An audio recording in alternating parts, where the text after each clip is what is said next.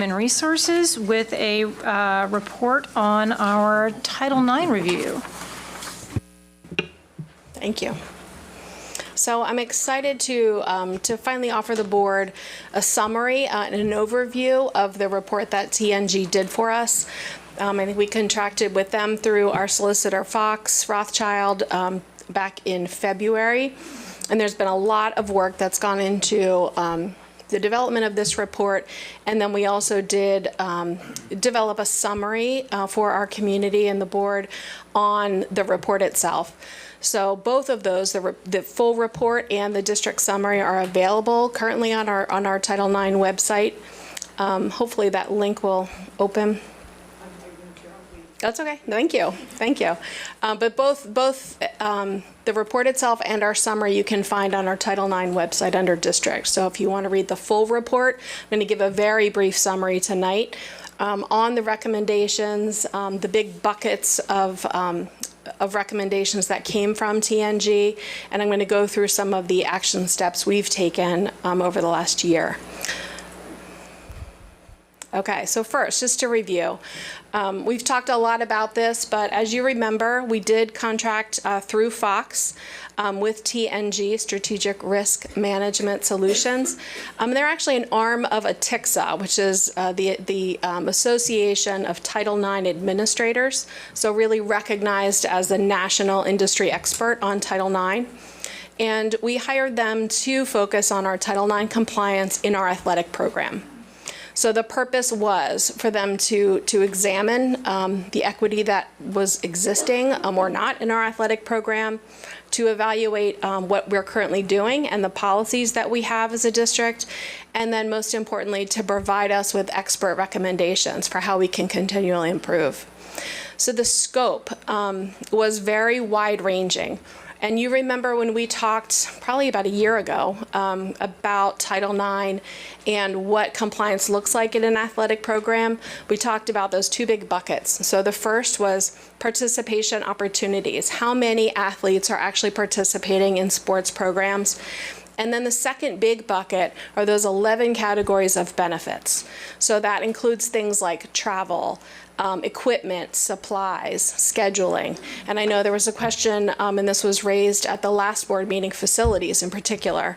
And so I'll give a little highlight on facilities and the work that was done to really look at all of our facilities. TNG asked us to fill out a very detailed overview of every single athletic facility we have. And then we also sent them really hundreds of pictures and photos of all of our facilities. So locker rooms, competition fields, and we walked through all of those pictures and those overviews of every facility with them. Both our former athletic director, Don Grinstead, and I talked through all of that information. So they did a very thorough examination of our facilities. And that was not one of the areas of focus. They felt that our compliance in facilities was adequate. But we also looked at coaching salaries, of course. They looked at our policies, our general booster information, and the current practices that are in place, along with a lot of the surveys. We had our Title IX task force members doing interviews with our booster leaders, gathered a lot of information about what's currently happening. We know what our policies are saying, but what's really happening on the ground. And then, all of those other 11 areas, they looked very detailed information at. So the summary, what we got from this report, which again included the evaluation and review of really hundreds of documents and data points, hours and hours of interviews, reviews of surveys and questionnaires. The three major areas that they identified for improvement were, number one, our coaching salaries, and I'll give you a little bit more description of that in more detail, publicity and recognition as a whole, and then our booster involvement and the expenditures from our boosters as a benefit to our athletes. And from those 3 major areas, there were 16 very specific recommendations that they gave us, many of which we are already starting to address, and they were kind of underway during this review, and they now continue in earnest based on these recommendations. So I'm going to take a bullet point or 2 on each one, but I do encourage you to read the full report and the full district summary on the website. So the first set of recommendations are our administrative recommendations. There they are. So the first 3, really under kind of the administrative recommendations. The first relates to the current reporting structure of our athletic director. Historically in this district, and as I've found with almost all districts in the county, the athletic director reports directly to the high school principal, and it's been that way in Phoenixville for as long as anyone can remember. One of the recommendations from TNG to foster kind of a more holistic 7 through 12 focus on athletics and equity was to change that reporting structure to an administrator at the central office. That was put in place when we hired our new athletic director in August, and he, Jake Surface, now reports directly to our executive director of schools, Dr. Garitano. The second is a review of athletic participation numbers. There's a lot of different data points related to participation. And this district historically had reported numbers, so we would just get all the numbers from rosters and then dump them into a PDE report. Like, we have this many varsity football players, we have this many JV football players. And when we really dug into those numbers and really looked at not just our rosters, but how are students being counted? Are they being counted accurately? Are they truly participants? They've competed in one competition for the year, and then maybe they left the team. Those students were not always counted. And the other way that we look at this is we take all of our student athletes and we look at how many girls are competing. So she may compete in 3 different sports, but we count her one time as one athlete. And then we take all of our boys and we look at, he may be competing in 3 different sports throughout the year, but he's one athlete. And we compare those numbers with the total population, 7 through 12, of our girls and boys. And that's where we come up with what this report refers to as our participation numbers for unduplicated athletes. Okay, and that's an important distinction. I know that this report does refer to information that was reported to PDE in 22-23. We worked very closely with TNG, examined rosters, got coaches to verify all of those rosters, and then remove the duplicate athletes. Duplicate in multiple sports, and also athletes who were counted twice, like maybe they played on the varsity football team as well as the JV football team. They were counted twice. So even though they were, they were football players, we've removed those duplicates as well. And, I think the bottom line with participation numbers is our numbers look very good. When we look at these unduplicated numbers, really the standard is anywhere below, 2 to 5%. I've read a number of different guidances. TNG was very pleased with 1.26, but as you know, that can fluctuate year to year. You get a team that drops in numbers, your enrollment changes. So that's the key to this is really continuous monitoring and not just looking at the numbers, but looking at the opportunities. Do we offer the sports that all of our athletes want to participate in? And that's something that I know our new athletic director in particular is very focused on. So the next recommendation, our salary schedule review for coaches. You probably know that currently all of our coaches are paid a specific stipend, and that stipend is negotiated with our Teachers Association when we negotiate the teacher contract. So it's included in an exhibit in the back, and that salary schedule has probably carried over, I'm going to guess, for the last 50 years. We generally negotiate, if a new sport is added, we'll tack it in there somewhere. But what we negotiate with the Teachers Association is generally the % increase over the whole schedule. We haven't looked at least in my short time here, I've negotiated 3 different contracts with our teachers, and we haven't looked very holistically at, okay, why does the softball coach make this? Why does the volleyball coach make that? This is just what they've made, and we negotiate, okay, all coaches are going to get a 2% increase or a 1.5% increase. So when we looked at this through a Title IX lens, we really found some inequities, and TNG highlighted those for us as well. So, there are teams, boys teams, and their coaches are paid more than coaches of girls teams in some instances, without really anyone having a clear explanation for why that may be. So we knew that this was something that needed to be addressed. We met in August and September with our Teachers Association. We had several negotiations with them. As soon as the new AD was in place, we started those meetings and had really productive conversations with our teacher leaders. We met with the union president on multiple occasions and the 2 lead negotiators who have worked on this contract for a number of years, and came to really what I think is a very fair shift towards a more equitable way of paying our coaches. It does reduce the variance between our girls and boys coaches, and we did that over the next 3 years of the teacher contract. So, we feel that we want to be able to pay our coaches obviously more equitably, and a fair way to do that is over the remaining contract that we have with our teachers. And then we'll continue to look at that through each contract negotiation in more detail. All right, the next set of recommendations relate to communications. And, with our new director of communications, not so new anymore, but has done a tremendous amount of work in this area. The first is looking at equitable video and photo publicity. So we had a little bit more of a hit or miss approach, I think, in the past to which competitions were videoed, which competitions were there photos of, and how many photos. And a new schedule has been established. This was work that started last year on which competitions would be photographed and videoed. We now have a specific schedule that 2 competitions for every team would be photographed and would be videoed, and that information would be publicly available equally for all of our sports teams. The second communication recommendation related to our sports broadcasting class.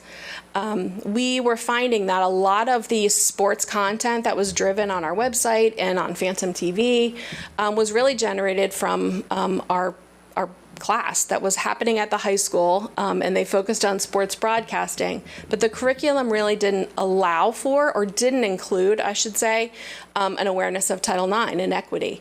And so kids were saying, I really am into basketball. I'm going to focus on, the boys basketball team, and they did a beautiful job, but that really led to some inequities in how these teams were being promoted in the school, online, and on Phantom TV. So that's been addressed, that's been corrected. Dr. McClure and Dr. Scioli and Jake and I met and really talked through that whole process and looking at the curriculum and how those students are focused on how they're covering our sports to include all of our athletes.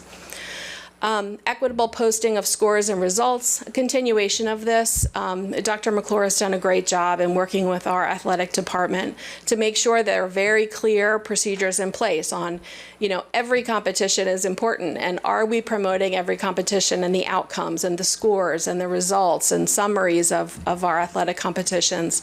And just to note, all social media that we have in the district is moderated through the athletics department and overseen by the athletics department in collaboration with our communications department as well. Part of that is the new content management system for improved communications that Dr. McClure put in place last year, Class Intercom, which has been a great, it's been a great tool for the entire district, but particularly for really examining, like, what are we posting on social media? You know, before we were posting a lot of great stuff, but when we went back to try and uncover, okay, what athletic competitions did we post about? How many times did we post about different teams? You know, there was no management system that we could go back and run reports on.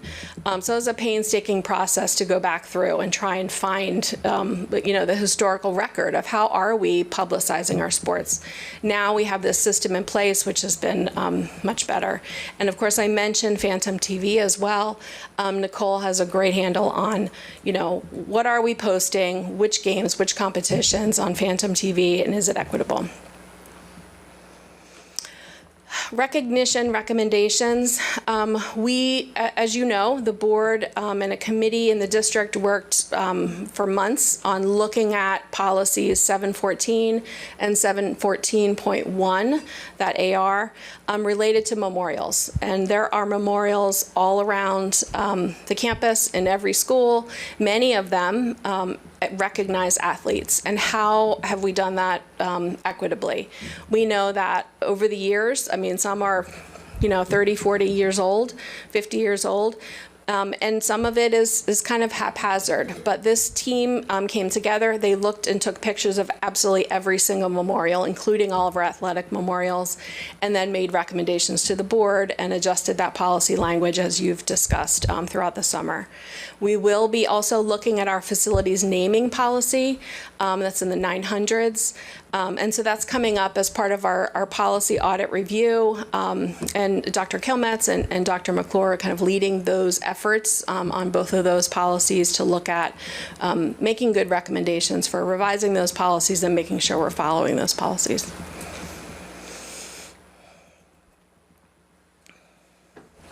What's next?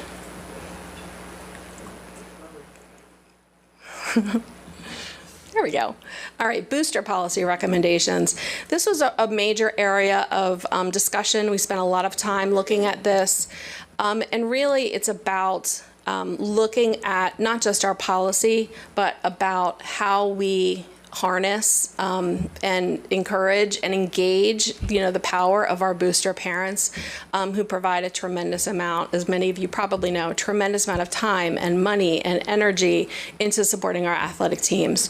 I think where we as a district did not always do the best job, it was in a couple areas. So number one, I'll say number 9 up there, increased communication from our coaches and ADs. Our new AD from day one has recognized and we talked a lot about this report and these recommendations when he first started, and he understands that, you know, it's not always just about following a policy, it's about developing relationships and also educating boosters and parents about Title IX and why this is important and how we can continue to do all the great things that they do with equity in mind for all of our student athletes. So part of his main focus just in his first couple months here has really been developing relationships, not just with the boosters, but with the coaches, and setting expectations for our coaches that this is a part of your job, is engaging with your parents, engaging with your boosters, talking to them about the needs of the team and how we can harness the money and the time and the energy for your student athletes and really our whole athletic program.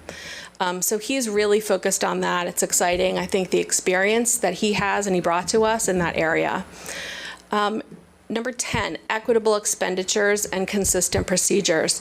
You know, we had a system in place where fundraisers and expenditures were to get approval, and then, you know, great, let's have this fundraiser, and someone was reviewing that, and then the fundraiser would happen, and then there would be discussions and collaboration on, okay, this is now what we're going to spend that money that we raised, and this is how we're going to spend it on our athletic program. That was really a missing link. You know, boosters were just out there fundraising and doing a great job at it, and then collectively saying, hey, let's buy this, let's do this, let's spend money in this way, without enough coordination from the district to say, hey, look, this is awesome, you guys have done an amazing job, let's talk about, number one, the fundraisers that you're doing, let's talk about it before it happens, and we now have an approval process in place for all fundraisers district-wide, not just for athletics, but, you know, our new AD, Certainly our executive director is fully aware of this past practice, and there's already a lot of really great conversations. Frank just the other day was talking about, hey, there's this fundraiser going on, and we're thinking about doing it this way, but we think we can use these funds to help both, the girls and the boys teams. And so there's a increased collaboration, increased discussion, which is really the goal. I mentioned, consolidated and standardized reporting. You all saw at the end of last year those booster reports. Every single one of our boosters, the amount of time, these are all just volunteers, and they're putting this information together and managing a lot of money. And we as a district are working on putting together a template, a format, and guidance for them on, can you give us this information? This is what we need. This is what we're looking for. We've already had conversations with our excellent Assistant Director of Finance to help do that and pull that together. And she understands this really from the inside out too, because she's done a tremendous amount of work in setting up accounts and financial reporting on all of our athletics, rather than kind of the big bucket that we had in the past. So that is currently ongoing, and I anticipate having kind of a standardized template that our boosters can work with our athletic department to bring to the board. Along with that, it will help the district, really supplement, offset, bolster the areas that need it. When we have all of this money coming in for certain sports or in certain areas, it's incumbent upon the district to say, how do we provide the same benefit for all of our athletes? And I think better reporting and clearer expenditures throughout the year will help us do that. Booster policy review. Again, we are looking at that. I think we're, trying to do a better job in maintaining all the different pieces and parts, but ultimately looking at that policy, and that will become part of the policy audit as well. I think Jake, after he spends, a couple more months or a couple more seasons here and looks at the functioning of the boosters and works with our booster leaders, I think he'll have some very good input too into what that policy needs to look like for Phoenixville.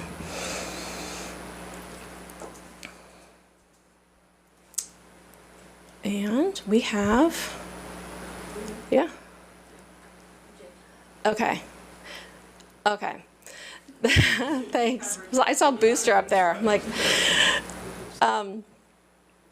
so we talked about working with the boosters, coordinating fundraisers and expenditures, the new procedures that are in place for approving those fundraisers before they happen. Required Title IX trainings for boosters. This is a really key piece. And Jake and I have talked extensively about the best way to do this and how we'll do this. We're going to be starting to schedule some winter meetings with boosters, and not even just to talk about Title IX, but to talk about, here's what our booster policies currently say.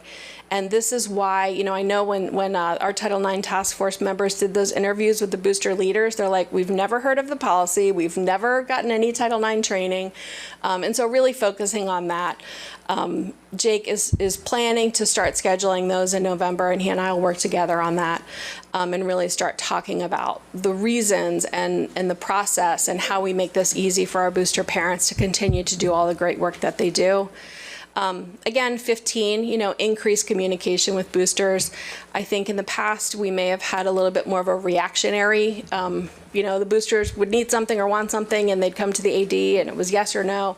And I think the goal really is to have a good working relationship and coordination. And then the annual training for booster staff coaches. We did complete in-person all-day training for our Title IX team, and that included myself, Dr. Scioli at the high school, Dr. Taylor at the middle school, Dr. Garitano, and Jake, and we all attended a really excellent training actually conducted by Atixa.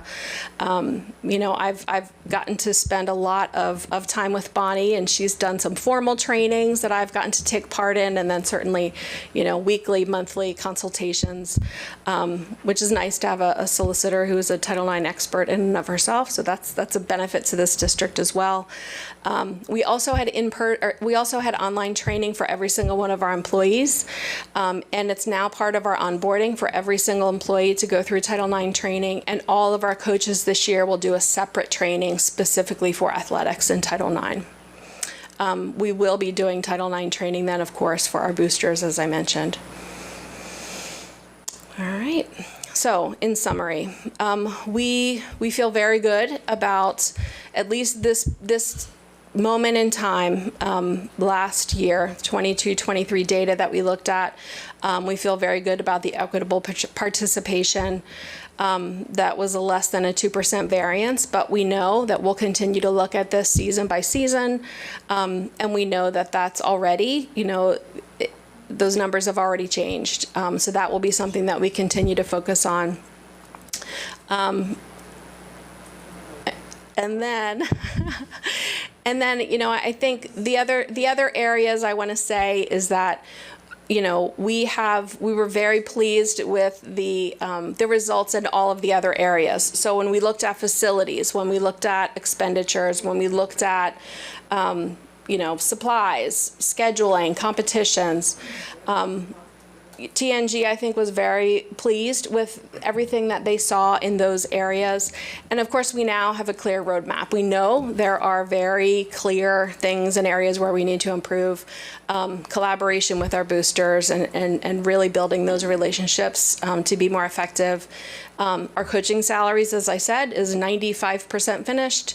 And then we've already done a ton of work on recognition and communication. I'll continue to kind of follow in the path and the foundation that we've set.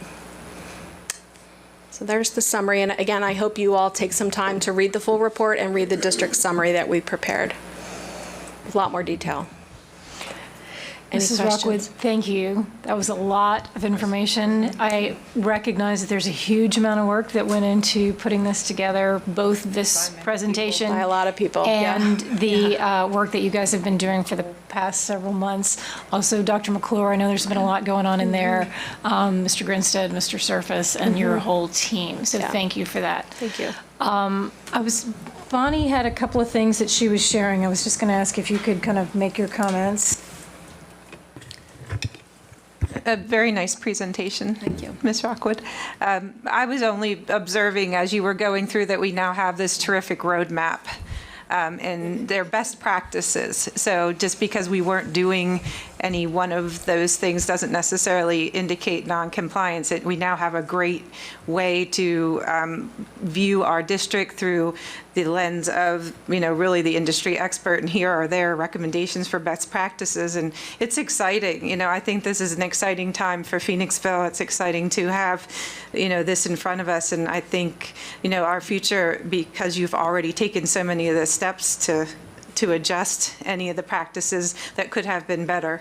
I mean, we learned that we needed to keep our data better. Now, when we looked at our data, it was still okay, but we learned that we needed to, keep it in a more orderly fashion, and what was being reported to PD didn't necessarily reflect the participation data the way that you analyze it for a Title IX review. And those are two different aspects of it. And that was one of the most challenging things, I think, for you in terms of getting that data. But now we have new software that allows us to look at that better and to track it real time and accurately.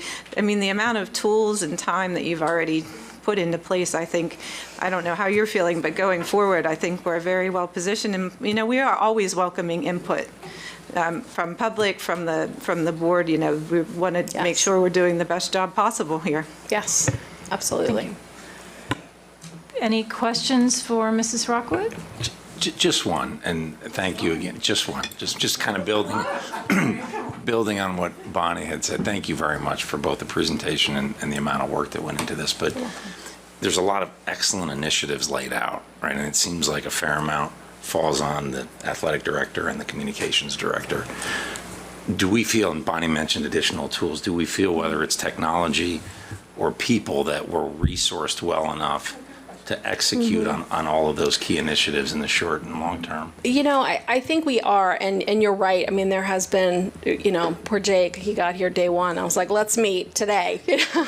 And he, there is a lot of work. I mean, Dr. McClure has just put a lot of things in place district-wide that have really just fed into what we need to be doing for Title IX.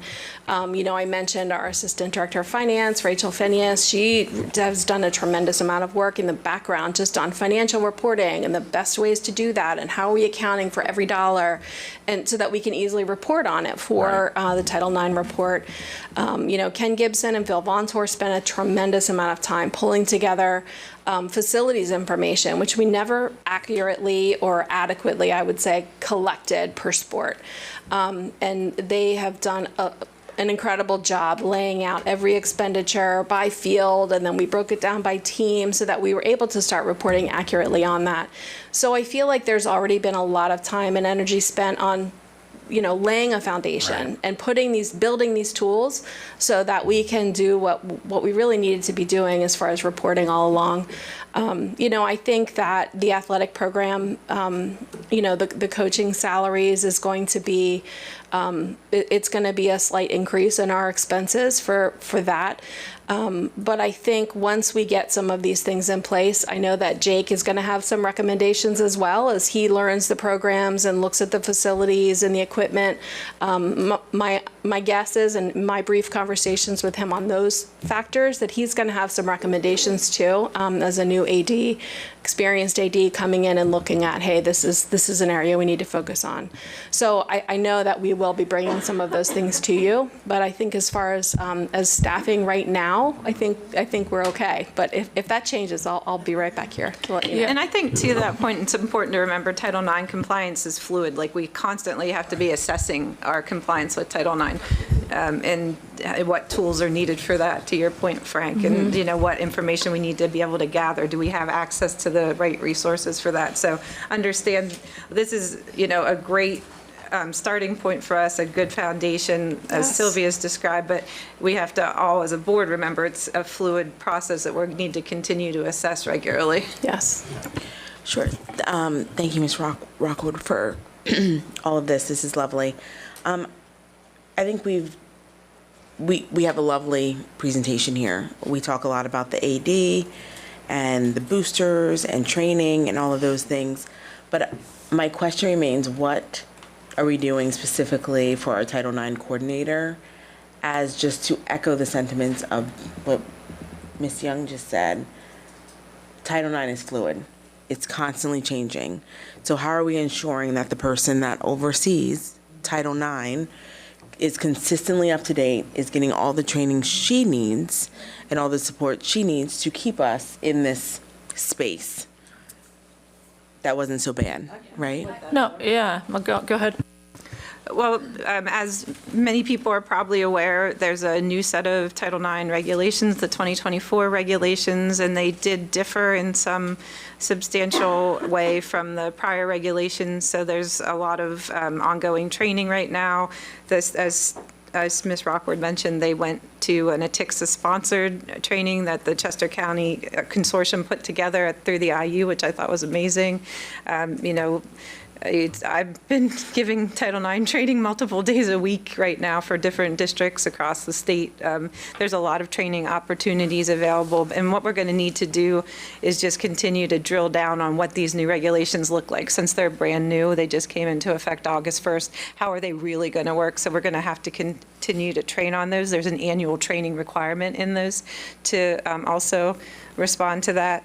There's annual training requirements for all employees at some level under the new regulations. So training is a focal point, and I think that's a great point to make. Yeah, one of the Yeah. I mean, it's interesting to see, as you all know, we're just a little bit away from the election, that's been a very politicized process, but I continue to believe that this push towards Title IX equity is not going away. What exactly it looks like after the election shakes out, only, who knows what that is at this point, but this push towards equity in sports participation, that's not going away. I mean, that's been here since the 70s at this point. Right, and we did to your point, in training and resources, we did as a district join ATIXA this year, so we have an institutional membership, which is going to provide our entire team, myself included, with certifications and trainings and resources.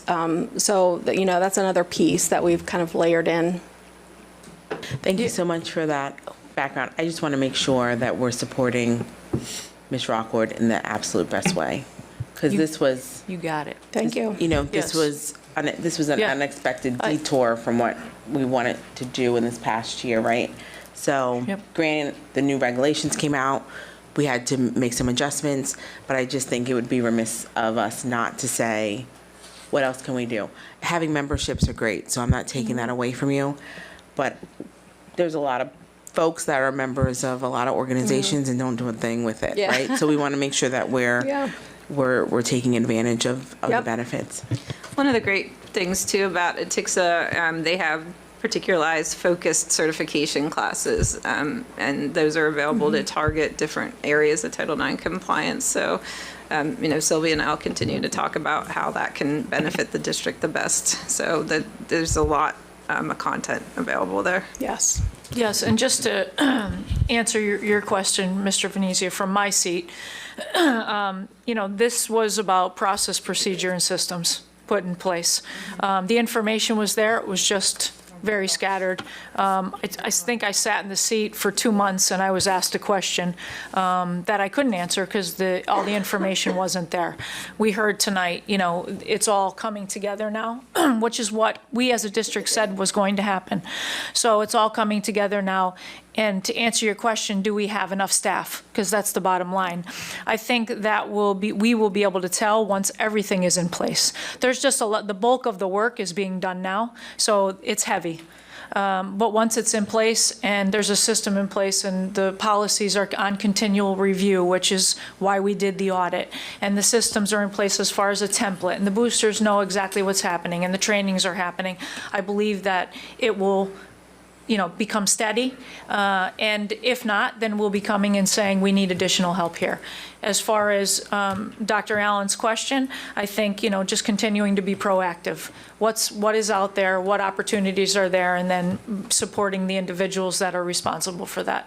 So I feel like we're in a good place, much better place than when this first came up and I was sitting in the seat for 2 months and couldn't answer. I believe that, we should be very proud because what was out there and what we presented today, we're in good shape and we can fix all of the things and take the recommendations. So I want to thank everybody that, the board for allowing us the opportunity to do what we felt we needed to do.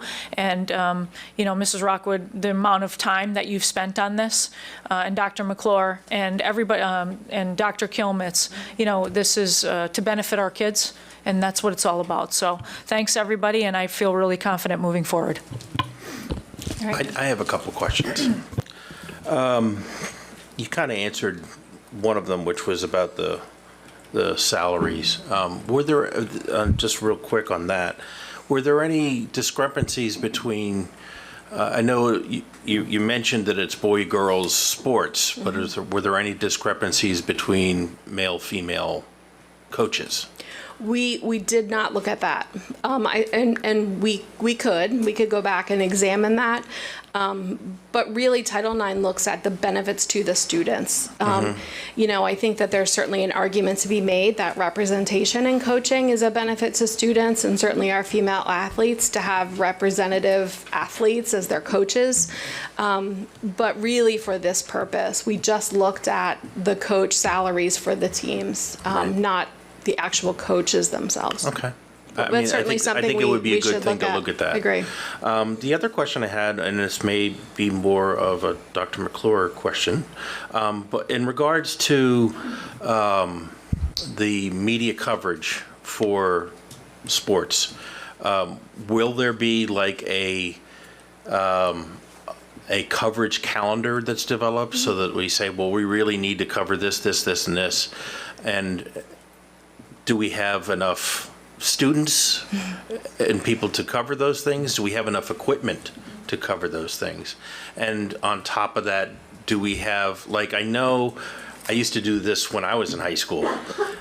If you don't have a good vantage point to actually film a game, filming it just from the sidelines, it's pretty much useless to most people to actually view it. So do we have the ability to get good vantage points for some of the coverage that we want to do for these sports? Yeah, I know. I can just answer the first part of that, and then certainly Dr. McClure may want to add to the actual semantic or logistics of the coverage. But she did develop a really detailed schedule for every single team, so that there were, as I mentioned, 2 competitions that are going to be filmed and photographed, one being the senior night for that sport, and then another competition throughout the year. So that schedule has been established, and I think that's really what's going to keep us kind of on track. As far as the logistics of filming, I'm going to let her answer that one. I can answer that fairly shortly. So in one sense, so we're starting to switch over to the FMX scheduling system, and that allows the ability to assign people to things, which is something we hadn't had in the past. And one of those pieces is going to be for the Phantom TV coordinators to be able to assign students and to have a good idea ahead of time, and have those conversations in the beginning of the season as opposed to like on the fly, which is what they've been doing in the past. So that will be one of those pieces. And of course, like as Dr. Rockwood mentioned, we have that schedule. So we can kind of see that way in advance and make some adjustments. We try to prioritize games like every team's senior night, and then one other one. So that other one would be the one that we kind of would move around according to what we need to do. As far as the equipment and that kind of thing go, we've established that we are able to do pretty well with just about every sport. We have some that are obviously a little bit more restrictive, things like cross country, which we still do. We don't have anybody running on the long side of the field just now. I'm sure Joe is in the studio saying, like, what are you signing us up for? But we have made accommodations, and we sort of do a different approach than maybe we would do for a traditional game.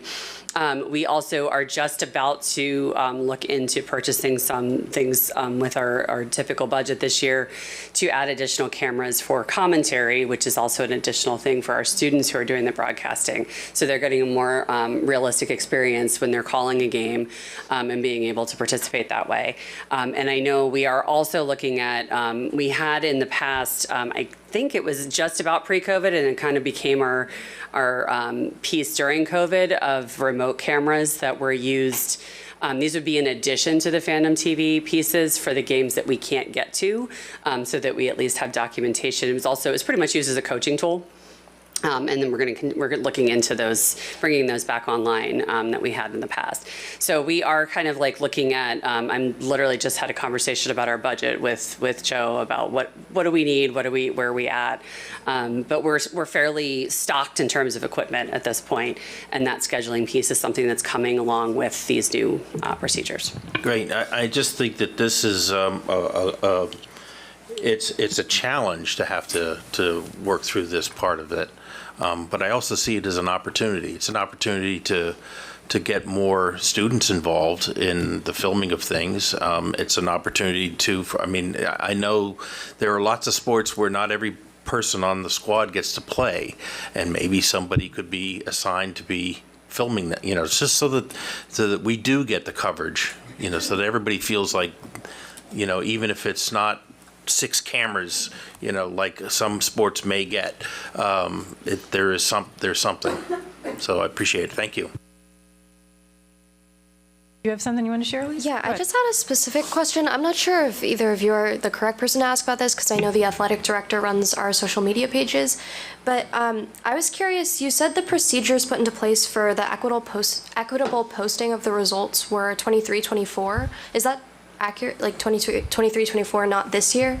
Yes, that was put into place at, I think, mid to the end of last year. Yes. Mid to the end of last year. Okay, because I know that, I play girls tennis, and I know that the girls tennis team hasn't been posted, like any of their scores, no districts happenings, nothing of that since September 15th of last year on the PASC Phantoms Instagram page, and I assume the Facebook, if those are connected, as well as the boys tennis, I don't believe has been recognized either for any of those placements. And I was curious if other sports were happening. Obviously I'm not sure if you have the answer, but I wanted to bring it to attention, because I think that if those 2 teams are missing, then there's probably a couple others. So Yeah, we can certainly take a look at that. And now with Class Intercom, as I mentioned, we can run reports on what specific content was posted, and we'll take a look at that related Okay. to tennis and exactly what that schedule looks like in all of the competitions, and go back and say, okay, these were missing, and up to this point forward is when those were put in place. Yeah, I mean, September 15th of last year was about halfway through our season, I would say. So at some point it just stopped. We weren't sure, but we've had a majority winning record, like 10-1. Right. And we haven't been posted. So Okay. I wasn't sure if that was just a tennis specific thing or Yeah. other sports, all of that. But Thank you. Thank you. Okay. All right. Thank you, Elise. All right, you. any other questions for Mrs. Rockwood? Mr. Weiser? I do have a couple questions and thoughts as well. Just to clarify, my understanding has become the report, while facilities is part of Title IX, it sounds like the report is kind of a no news is good news for us. I know we did a lot of work sending a whole lot of pictures to them, so not seeing anything in that report would suggest that we are okay with facilities and the quality of facilities, correct? Yes, and I point out the pictures, as well as there was a detailed questionnaire on every facility, locker room, competition, practice field as well, with each picture. But yes, we talked about all of that data and in our multiple interviews with our TNG consultant. And she, read through all of that, looked through all of that, compared boys and girls facilities, and didn't have any concerns. Okay. And the report there is entirely, I know we had to provide them some data, but they wrote the report, the wording of it, which did seem to sort of hide, as it was mentioned in public before, the wording of it seemed a little suspicious, as if something was trying to be hidden between men and women coaches. We had no part to that. That's exactly what we got from TNG, correct? That's their standard. Right, and I'm not sure what the clarity needs to be as far as something that may feel hidden. So I'm happy to go into more detail either now or at another time about the coaching salaries. I also think that in our summary, hopefully that provides all the clarity related to that specific recommendation. Okay. The last question that I had, more, I guess, for us is I see that the teachers, the coaches, administrators, and booster clubs have Title IX training. I think somebody else brought this up months ago, but is it worth the board to also get Title IX training? I feel like that might be something that's certainly of interest to me, so that we're aware of it. But I guess that's a proposal for the board. Can't we provide them the same documentation that we used online? Sure. I think you would easily have access for those of you that are interested. I would encourage everyone to do that, but I can't make it mandatory. But I would encourage. I think you might be interested to see that the overall Title IX training and compliance that all of our employees went through. We have an online training tool that we use for a lot of our trainings. And then I can also share the piece that the coaches are getting specific to athletics, which I think might be obviously more pertinent here. Yeah. I would say, personally, I think it should be mandatory for us. You're my boss. I can't manage. So you're my I boss. understand. I know that's a discussion that we would all probably have to have, but maybe that's a consideration. Yeah. And then the only other thing, just to put this out there, I view this in particular with equity. I view this as we now have a baseline, but I just want to make sure that, at least for me, I think I'm in good company here, but it's worth saying out loud. I think that this is a baseline, but this doesn't mean that we can't push ourselves to do better, is Absolutely. my fundamental take from this. I would agree. I don't think there's anybody that disagrees with you. All right, anybody else that has not commented yet? She wants to go again. I just have one more question. Is there any way that there would be a way for either female student athletes or any student athletes to comment on this, like to talk in some kind of discussion about like their specific experiences? Just because I know, I mean, I have this and I'm able to talk to you all about it, but not everyone has something like this. And I'm sure a lot of people would be willing to share their thoughts or opinions or how they have felt like they've been treated through the past couple of years. Yes, we would absolutely welcome that. We did do at the end of last year, you may remember this, we did do a survey of community and athletes and parents, but I would absolutely welcome, maybe you and I can work together on that and put together a group of female student athletes and talk through the report and more importantly, your experiences. I would love that. Yeah, I mean, that would be great because I know I've talked to a couple people about it just because of all the publicity this has gotten, but I'm sure a lot of people would love that experience and opportunity. Okay. Yeah, thank you. We'll work on that. Thank you. Thank you. Anybody else? All right, Mrs. Rockwood, thank you. That was a lot. All right, so let's move on to our committee chair